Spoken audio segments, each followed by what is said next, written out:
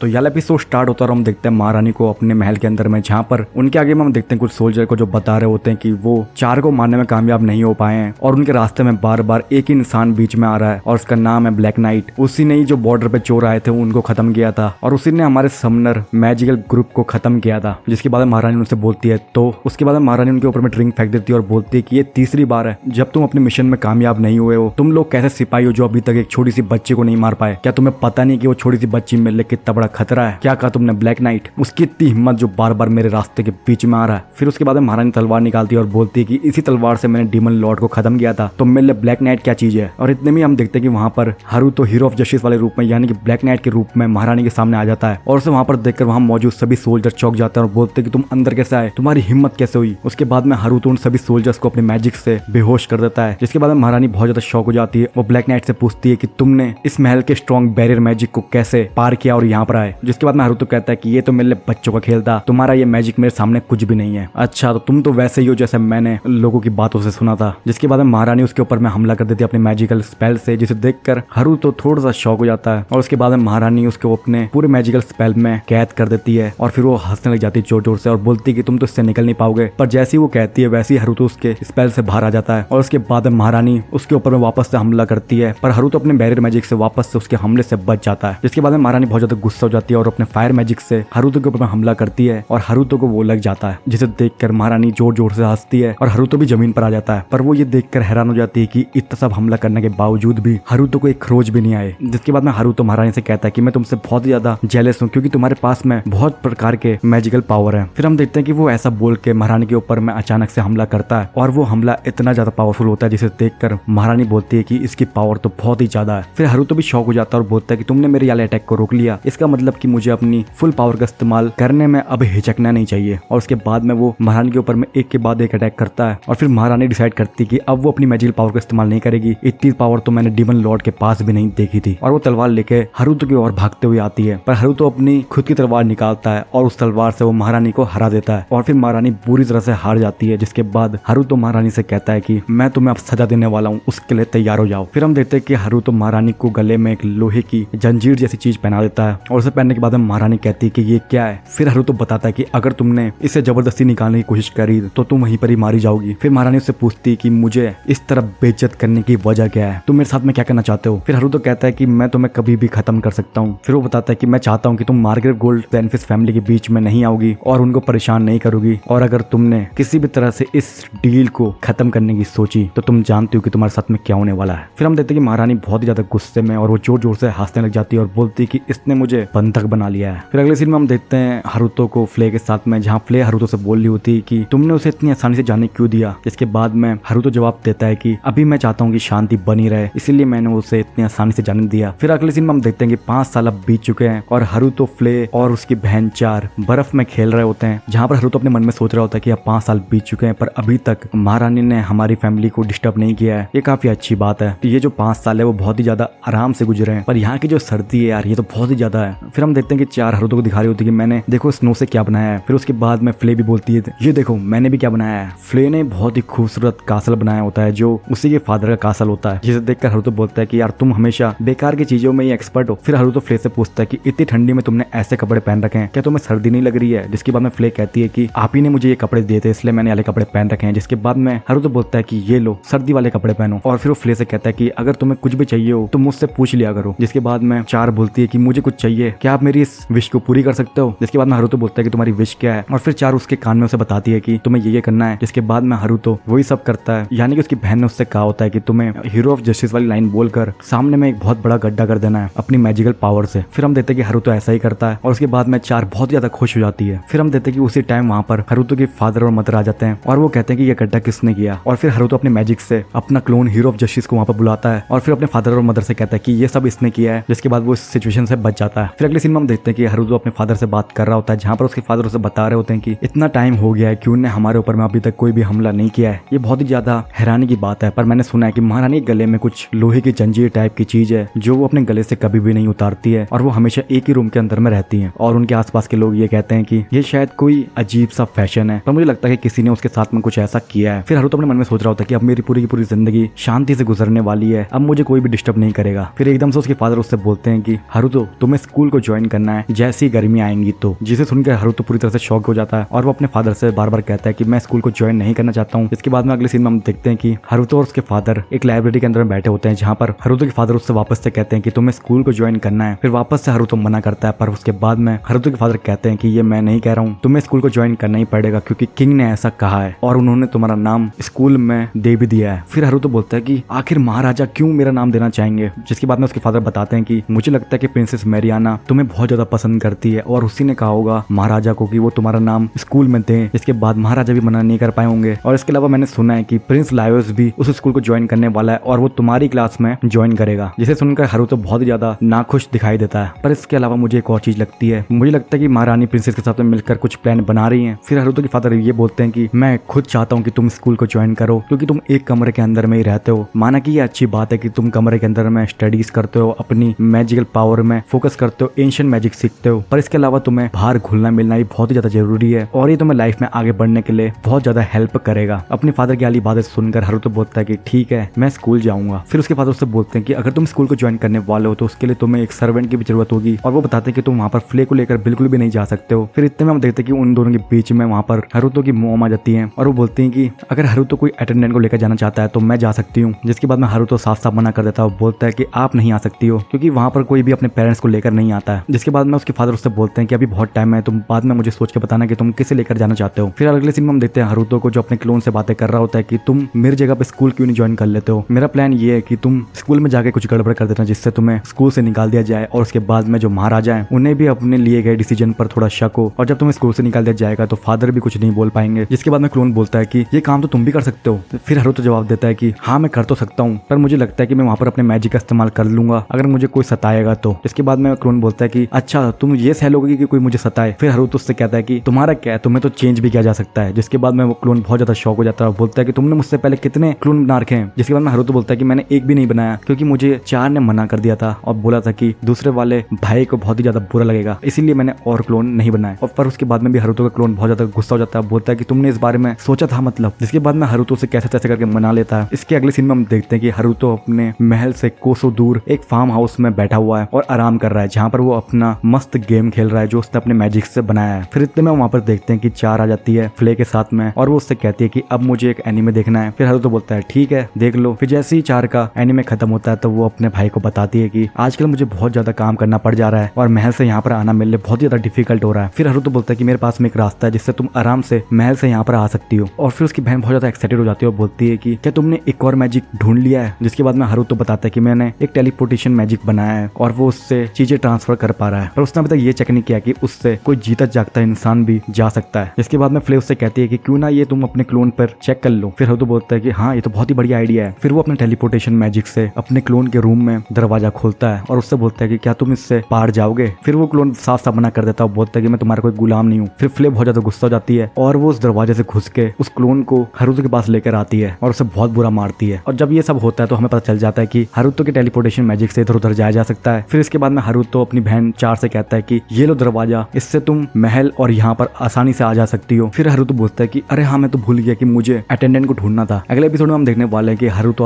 अपनी अटेंडेंट को ढूंढने के लिए किससे मिलता है और वो कई सारे मॉन्स्टर से भी भिड़ने वाला है। और अगले एपिसोड में हमें बहुत कुछ अमेजिंग सीन्स भी देखने को मिलने वाले हैं। तो तब तक के लिए अगर आपको ये वीडियो पसंद आई तो नीचे दिए गए लाइक बटन, सब्सक्राइब बटन के साथ में बेल नोटिफिकेशन बटन को दबाना ना भूलें ताकि हमारी अगली वीडियो जब भी आए तो आपको सबसे पहले पता चल जाए। What I wanna do, I got a different path from everyone and that includes you. Who are you to tell me how to live life? In these times it feels like nobody's right, yeah. So I'ma figure out what else we succeed and then invest all of my time into that and proceed. I need whatever the hell could make me happy, and I don't think you have a clue what could that